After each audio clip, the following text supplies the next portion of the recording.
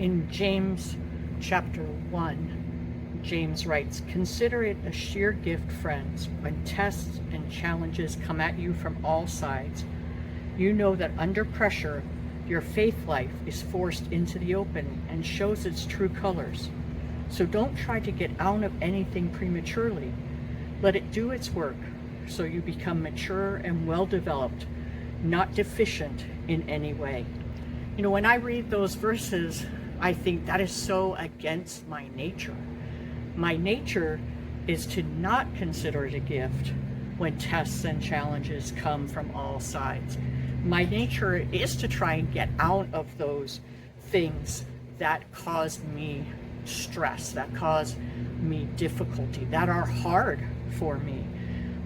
But James is reminding the believers that he wrote to that God uses those things to help us to become mature, to help us to become well-developed, not deficient in any way. I think Elizabeth Elliot, a missionary that I've quoted before, said it this way: "God will not protect you from anything that will make you more like Jesus."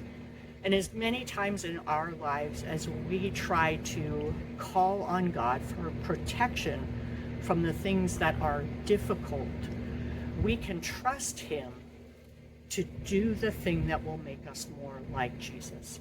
Because in God's economy, being more like Jesus is more important than being comfortable and protected.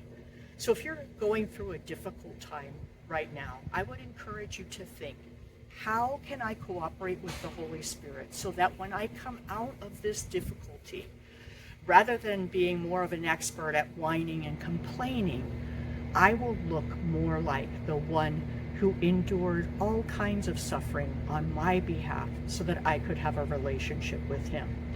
Let's ask God today to help us to submit to the things He allows in our lives that will cause us to be more like His Son, so that the world would see Him in us and might come to know Him.